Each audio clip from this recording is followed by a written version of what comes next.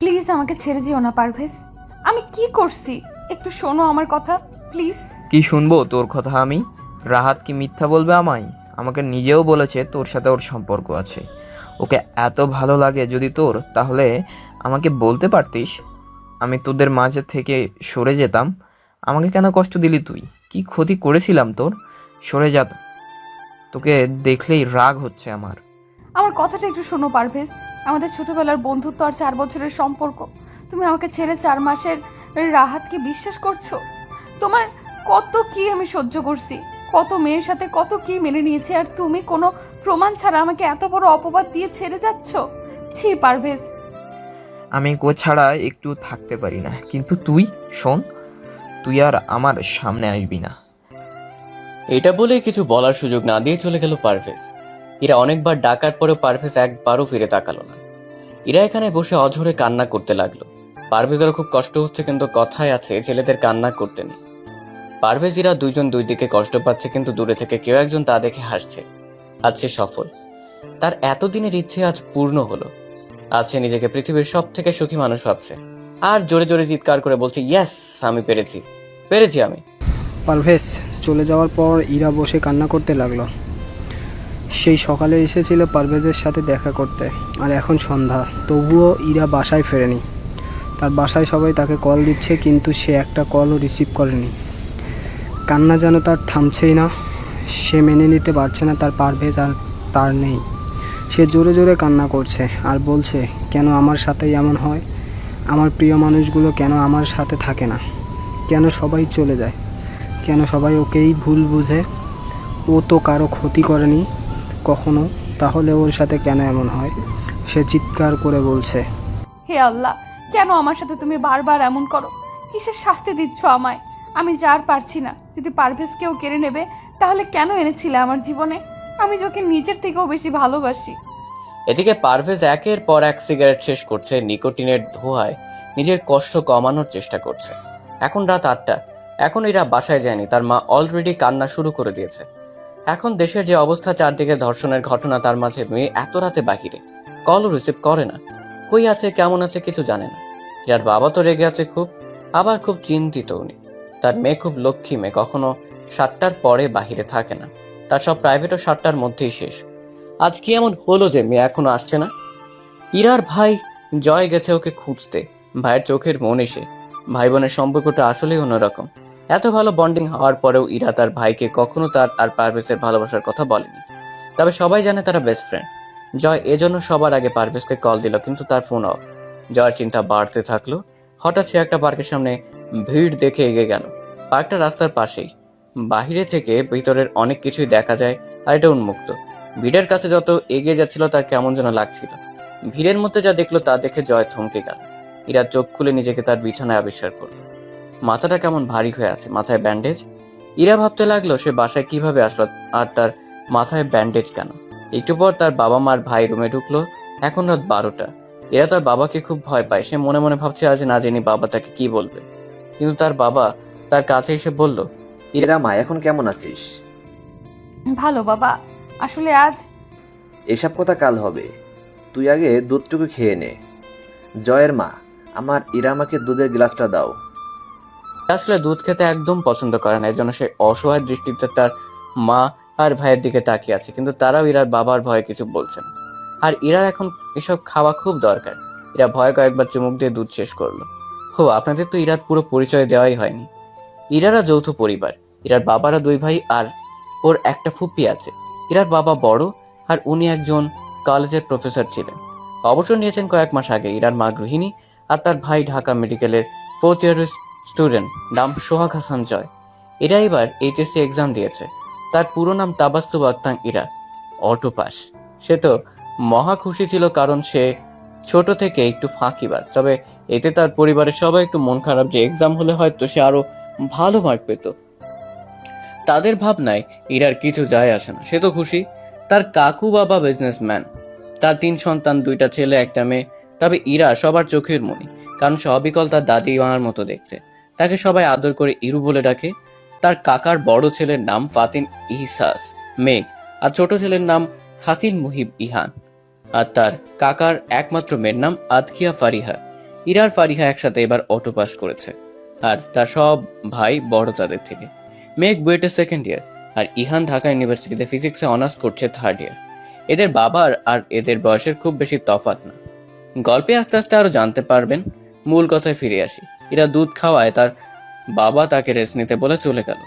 তার মা কিছু বলতে যাবে তার আগেই জয় তাকে থামিয়ে দিয়ে বলল, মা তুমি একটু বাইরে যাও, ইরার সাথে আমার কিছু কথা আছে। তার মা চলে গেল, কারণ তিনি জানেন তার ছেলে অবশ্যই গুরুত্বপূর্ণ কিছুই বলবে। তার মা যাওয়ার পর, ইরু, তোকে আমরা অনেক আদরে মানুষ করছি। ফারিয়া তোর বয়সের হয়েও আমাদের 3 ভাইয়ের কাছে তোর মতো আদর পায়নি। ইহান, মেঘ, আমি তোকে বেশ ভালোবাসি ফারিয়ার থেকেও। তোকে কখনো কিছু চাইতে হয়েছে আমাদের কাছে? না ভাইয়া, চাওয়ার আগেই দিছো তোমরা। কেমন করে যেন বুঝতে পারতো। তবে এত বড় কথা লুকালি কেন? এটা ফারিয়া করলে আমি অবাক হতাম না, কিন্তু তোর কাছে এইটা আমি আশা করিনি ইরু। আমরা কি তোর বেস্ট ফ্রেন্ড কখনোই হতে পারিনি? ইরার বুকে এসব কথা তীরের মতো আঘাত করছে। সে তার ভাইকে জড়িয়ে ধরে হাউমাউ করে কেঁদে দিল আর বলল, আমার ওকে চাই ভাইয়া, আমি ওকে ঠকাইনি ভাইয়া, আমার ওকে চাই। জয় নিশ্চুপ, তার কষ্টে বুকটা ফেটে যাচ্ছে। তার বোন এভাবে কাঁদবে এটা সে কখনো কল্পনাও করেনি। তখনই উহান, মেঘ আর ফারিহা রুমে ঢুকলো। তারাও সব জানতে পারছে আজ। তারা তো ফারিহাকে একটা থাপ্পড়ও দিছে, কারণ সে জেনেও কেন তাদের বলেনি। আসলে জয় তখন ভিড় থেকে ঢুকলো, তখন সে ফ্ল্যাশব্যাক। জয় ভিড়ের মধ্যে ঢুকে দেখি এরা মাটিতে পড়ে আছে আর মাথায় রক্ত। পাশে ফারিহা কান্না করছে আর সাথে জয়ের বেস্ট ফ্রেন্ড তানিয়া। তারপর জয় মেঘ আর ইহানকে আসতে বলে। ওরা খুঁজতে বের হয়েছিল। 3 ভাই মিলে বাসায় এনে আরো ট্রিটমেন্ট করে। ব্যান্ডেজ করার পর তানিয়া বলল, দেখ, তোরা আমায় ভুল বুঝিস না। আমি সবই জানতাম ইরার সম্পর্কের ব্যাপারে, কিন্তু তার মাঝে অনেক অজানা আছে। ইরু কিছু একটা লুকাচ্ছে যেটা আমরা জানি না, কিছু একটা রহস্যময়। সেটা বের করতে হবে। আমরা তো ওকে আর পারভেজকে একা কথা বলতে দিয়ে চলে গেছিলাম। ওর মাথায় কে আঘাত করেছে এটা জানি না। পারভেজ এত বড় কাজ করবে না। পারভেজ নাকি অনেক আগেই চলে গেছিল। তারপরে ওর সাথে কেউ একজন দেখা করছে এবং ওদের মাঝে তর্ক হয়েছে। এক পর্যায়ে গিয়ে ওকে আঘাত করা হয়েছে মাথায়। ওর আর পারভেজের মাঝে ঝামেলার কারণও অজানা। আমাদের দুজনের কেউই বলেনি। ইরার মাথায় আঘাত করবে কেন? কিসের রাগ না কিসের ভয়ে করছে এমন? তুই কে ওকে কিছু নিয়ে চাপ দেয় কি? কি এমন এরা জানে যেটা আর কেউ জানে না? আর সেই রহস্য পারভেজের আর অজানা, এই জন্য পারভেজের ওকে ডাকছে। সব জানতে হবে আমাদের। এরা কিছু বলবে না। বলার হলে পারভেজকে বলতো, কিন্তু আমাদের সব জানতে হবে। রাহাত কি আছে এর পেছনে? আমি যত দূর জানি রাহাত এই সন্দেহ ঢুকাইছে পারভেজের মাঝে। চুপ কর, তুই আগে আমাদের জানালে এটা হতো না বলে এক তারপর। সরি ভাইয়া, ইরু বলতে নিষেধ করেছিল। তোরা কেউ ইরাকে বলবি না, আমরা সব জানি। জাস্ট বলবি সম্পর্কের ব্যাপারে জানি, বাকিটা আমরা 3 ভাই দেখবো। কি বলিস তোরা? অবশ্যই। আমরা থাকতে আর ইরার কোনো ক্ষতি হতে দিব না, আর সব অজানা কথাও বের করব। তানিয়া, তুই বাসায় যা, অনেক রাত হয়েছে। মেঘ তোকে রেখে আসুক। আর ইহান, আমার সাথে আয়। ফারিয়া, তুই ইরার কাছে যা। ওকে ভাইয়া। ইরা যখন উঠবে সবাই এসে ওকে সান্ত্বনা দিবি। দেখি ও কি বলে। প্লিজ ভাইয়া, ওকে এনে দাও। ও মেঘ ভাইয়া, তুমি এনে দাও।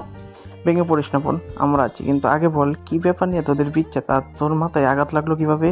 কথাটা শুনে ইরা কি যেন ভেবে একদম চুপ হয়ে গেল আর বলল, ভাইয়া কিছুই না। আর পারভেজকে ফেরাতে হবে না, আমি ঘুমাবো একটু। তোমরাও ঘুমাতে যাও। ইরার এমন আচরণে সবাই অবাক। কি লুকাতে চাচ্ছে ইরা? সবাই ইরার ব্যবহারে খুব অবাক হলো। কি লুকাচ্ছে ইরা, আর কেনই বা লুকাচ্ছে? ইরাজ ফারিহাকেও সাথে নেয়নি, যদিও ওরা দুজন ছোট থেকে একসাথে থাকে। জয় ইশারায় ফারিহাকে জোর করে থাকতে বারণ করলো এবং সবাই রুম থেকে বের করলো। সবাই বের হওয়ার সাথে সাথে ইরা দরজা লাগিয়ে দিয়ে কান্না করতে থাকে আর কাকে যেন কল দেয় এবং বলে, তুমি আমাকে মেরে ফেলো, তবু এইভাবে কষ্ট দিও না। আমি পারভেজকে ছাড়া বাঁচবো না। আর আমার জন্য আমার পরিবারের সবাই খুব কষ্ট পাচ্ছে। প্লিজ আমাকে ছেড়ে দাও, আমি কাউকে কিচ্ছু বলবো না। তোমাকে তো এত সহজে মুক্তি দিব না ইরা। আজ আমি তোমাকে আঘাত না করলে তুমি তো পারভেজকে SMS-এ সব বলে দিতে। আমি কিচ্ছু বলবো না, আমার ভুল হয়ে গেছে। আমি পারভেজকে আমার পারভেজকে আমার কাছে ফিরিয়ে দাও। আমি অনেক দূরে কোথাও চলে যাব ওকে নিয়ে। আমার আসল কাজ হয়ে গেলে আমি তোমাকে মুক্তি দিব, তখন তুমি পারভেজকে নিয়েই ভালো থেকো। আমি ততদিন ইরাকে ছাড়া কিভাবে থাকবো? পেতে গেলে তো একটু কষ্ট করতেই হয় ইরা। আর কত? ওই অভিশপ্ত দিনের পর আমার জীবনে তোমার জন্য শুধু কষ্টই আসছে, সুখ আসেনি। তুমি একজন অত্যন্ত খারাপ মানুষ। আমার ভাইয়ারা আর পারভেজ কখনো এসব জানলে তোমায় খুন করে ফেলবে। কিছু করতে পারবে না ওরা, কারণ ইরা কখনো তাদের বলবে না আর জানতেও দিবে না। কারণ ইরার কাছে তো তার থেকে পারভেজ আর পরিবারের বেশি ইম্পর্টেন্ট। হা হা হা। রাগে কষ্টে ইরা ফোনটা ছুঁড়ে ফেলে দিল আর কাঁদতে লাগলো। ইরার রুম সাউন্ডপ্রুফ হওয়ায় জয়রা বাহিরে থাকলেও কিছু শুনতে পেল না। মেঘ, জয়, ইহান ছাদে দাঁড়িয়ে আছে। সবাই চুপ, সবাই চিন্তিত। বাসায় কাউকে এসব বলা যাবে না। ঠিক বলছিস। আজ তো তবু বড় বাবাকে ম্যানেজ করা গেছে। বড় বাবা খুব রেগেছিল। জয়দের কথা কিছুই শুনতে পায়নি, কারণ সে গভীর চিন্তায় মগ্ন ছিল। কিছু একটা ভেবে সে ফোন বের করে কল দিল, কিন্তু ফোন অফ। কাকে এত রাতে কল দিচ্ছ ভাইয়া? পারভেজ, কিন্তু ফোন তো অফ। তারপর তিন ভাই কিছু একটা প্ল্যানিং করে ঘুমোতে চলে গেল, যদিও আজ কারোই ঘুম আসবে না। অপরদিকে পারভেজ ড্রিঙ্ক করে অচেতন অবস্থায় রুমে পড়ে আছে। পারভেজ ওই যে এসে রুমে ঢুকেছে, ওর মা অনেকবার ডাকছে কিন্তু কিছুতেই দরজা খোলেনি। পারভেজ তার বাবা মার একমাত্র সন্তান। তার বাবা শহরে বড় বিজনেসম্যান। পারভেজের খুব রাগ আর জেদ। ও যা বলে সেটাই হয়। ওকে একমাত্র ওর মার ইরাই কন্ট্রোল করতে পারতো, কিন্তু এখন তো ইরা। সকালে সবাই একসাথে নাস্তা করছিল। অনেকবার ইরাকে ডাকতে পাঠানো হয়েছে, কিন্তু সে আসেনি। সবার নাস্তা করা প্রায় শেষ, তখন ইরা উপর থেকে নেমে সবাইকে গুড মর্নিং বলে নাস্তার টেবিলে বসলো এবং বলল সে রাজশাহী গিয়ে থাকতে চায়। ওর কথা শুনে সবাই ওর দিকে তাকালো। ইরা সেদিকে চোখ না দিয়ে বলল, বাবা ভাইয়া যদিও এখন সব অনলাইনে, কিন্তু আমি রাজশাহী কোনো বাসা থেকে অ্যাডমিশনের প্রিপারেশন নিতে চাই। ঢাকা ছেড়ে রাজশাহীতে কেন ইরার মা? ঢাকাতে এত ভালো ভালো কোচিং থাকতে তুমি রাজশাহীতে কেন যেতে চাও? বাবা, আমি এই শহর থেকে একটু দূরে থাকতে চাই। রায়হান রহমান কিছু বলার আগেই জয় বলল, ভালো আইডিয়া। আমাদেরও সব অফ আছে, তো সবাই মিলে যাব। কিন্তু ভাইয়া। আমরা গেলে কি তোর প্রবলেম? না, মানে ওকে সবাই মিলেই থাকবো। এখন যেতে দাও বাবা। তাহলে তানিয়াকেও আসতে বলি। সবাই একসাথে বলল, হ্যাঁ ভাইয়া বল, খুব মজা হবে। এরা শুধু মন খারাপ করে উঠে গেল। রুমে গিয়ে পারভেজের ফোনে কল দিতে লাগলো, কিন্তু তার ফোন অফ। সে কান্না করতে করতে ঘুমিয়ে পড়লো। অপরদিকে তিন ভাইয়ের মনটাও খারাপ। আগে ঘুরতে যাওয়ার কথা হলে ইরা আগে খুশিতে লাফাতো, আর এখন সবাই একে অপরের দিকে তাকিয়ে একসাথে বলল, আমরা আবার ইরাকে আগের মতো করব, আর সব রহস্য বের করব। জয় তানিয়াকে যাওয়ার কথা বলে সবাই রেডি, কিন্তু ইরা এখনো ঘুমাচ্ছে। ইরাকে ফারিহা ডেকে তুলে রেডি হতে বলল। ওরা সবাই বাড়ির সবার কাছ থেকে বিদায় নিয়ে কারে উঠলো। সবাই খুব মজা করছে। ইরা শুধু চুপ করে আছে। ওর মুড দেখে সবাই বলল তারা ট্রুথ অর ডেয়ার খেলবে। সবাইকে খেলতে হবে। জয় ড্রাইভ করছিল। সে ড্রাইভ করতে করতে বলল, খুব ভালো আইডিয়া, চল শুরু করি। তানিয়ার থেকে শুরু হলো। তানিয়া ট্রুথ নিল। জয় জিজ্ঞেস করলো, তোর পছন্দের মানুষ আছে? আছে। শুনেই জয় জোরে একটা ব্রেক করল আর বলল, আগে তো বলিসনি। তোকে কেন বলতে হবে? আমাকে বলবি না তো কাকে বলবি? আর নাম কি তার? একটা প্রশ্ন করা যাবে, তার বেশি না। তোকে তো আমি পরে দেখে নিব। তানিয়া মনে মনে হাসলো। আর জয় কেন জানি রাগে ফুঁসছে। কেন সে নিজেও জানে না। বলেনি এজন্য, নাকি অন্য কোনো অজানা অনুভূতি জয় নিজেও জানে না। পরে মেঘের টার্ন আসলো। মেঘ ডেয়ার নিল। তাকে একটা গান গাইতে বলা হলো। মেঘের কণ্ঠ খুব সুন্দর। সে গাইতে শুরু করলো, তুমি হাসলে আমার টোটে হাসি, তুমি হাসলে জোনাকি রাশি রাশি, রাখি আগলে তোমায় অনুরাগে, বলো কিভাবে বোঝাই ভালোবাসি। গানটা শুনে তানিয়ার জয় যেন ভাবনার অন্য রাজ্যে চলে গেছিল। গান এইটুকু বলতেই জয় এমন ভাবে ব্রেক করে যে সবাই ভয় পেয়ে যায়। ব্রেক করার কারণ জানতে সবাই তখন সামনে তাকালো। তখন তারা দেখলো, সবাই দেখার জন্য যখন সামনে তাকালো, তখন দেখলো একটা মেয়ে তাদের গাড়ির সামনে দাঁড়িয়ে আছে, তা আবার কাকতারুয়া স্টাইলে। এটা দেখে সবাই হাসবে না কাঁদবে বুঝতে পারলো না, কারণ তারা ভয় পেয়ে গিয়েছিল। কিন্তু এই স্টাইল দেখে তারা শিহরিত। মেঘ তো রেগে বাহিরে এসে মেয়েটাকে বলল, এই স্টুপিড মেয়ে, এভাবে আমাদের গাড়ির সামনে দাঁড়ালে কেন? আপনি স্টুপিড, আপনার বউ বাচ্চা সবাই স্টুপিড। আমি তো বিপদে পড়ে এটা করছি, না জানতে কাকের মতো কাকা করছেন কেন? কি বললে তুমি, বিয়াদব মেয়ে? আবার উল্টাপাল্টা কথা বলছেন আপনি। দেখেন, আপনার মাথায় কাক পুটি করে দেবে, আপনি পা পিছলে ড্রেনে পড়ে যাবেন। আপনার বউ একটা ঝগড়ুটে মেয়ে হবে, আপনার জীবন তেজপাতা পুদিনা পাতা বানাবে। হা হা হা হা, শকুনের ধোয়ায় গরু মরে না মিস ডাইনি। বেশি হচ্ছে কিন্তু। এতক্ষণ সবাই ওদের মতো কাহিনী দেখছিল। মেঘা তানিয়া হাসতে হাসতে শেষ। ইরাও হাসছিল, আর অনেক জোরেই হাসছিল আগের মতো। ওর হাসি দেখে ঝগড়া থামিয়ে ইহান সহ সবাই ইরার দিকে তাকালো। সবাই অনেক খুশি যে অনেকদিন পর তাদের বোন এভাবে হাসছে। আর এই অ্যাক্সিডেন্টের পর এভাবে হাসবে এটা তারা কল্পনাও করেনি। তারা খুব খুশি। ইরা হাসতে হাসতে বলছে, দেখো বড় ভাইয়া, ইহান ভাইয়া কি শুরু করছে। আল্লাহ গো, আমি আর হাসতে পারছি না। ভাগ্যিস এখন রাস্তায় তেমন মানুষ নেই, তাছাড়া এই দুইজনকে পাগল ভেবে পাবনায় দিয়ে আসতো। আপনারা এমনভাবে ওই মেয়ের হাসি দেখছেন যেন প্রথমবার হাসলো। আজও সেটা আপনি বুঝছেন না। মেঘ, থাম এখন। বলো আপু, কি হেল্প লাগবে? আপনি অনেক ভালো ভাইয়া। এইটা কে, কই করিয়ে পাইছেন? মেঘ বুঝতে পারলো তাকেই বলছে, কিন্তু কি বলছে সেটা সে জানে না। আর ভাইয়া বারণ করছে, এই জন্য সে চুপ। ভাইয়া, আমার নাম আতকিয়া লাবিবা, আমি রাজশাহী থাকি, কিন্তু একটা কাজে আউট অফ টাউন ছিলাম। আজ ফিরছিলাম, কিন্তু হঠাৎ গাড়ি নষ্ট হলো। প্লিজ গাড়িটা একটু ঠিক করতে হেল্প করেন, আমার ড্রাইভার আঙ্কেল একা পারছে না। ওকে, এসো। তারপর জয়, ইহান আর মেঘ মিলে ঠিক করে দিল। আর ইহান, তানিয়া, ইরা, লাবিবা গল্প করছিল। মেঘ মনে মনে লাবিবার 14 গোষ্ঠী উদ্ধার করলো, মুখে কিছু বলেনি ভাইয়ার জন্য।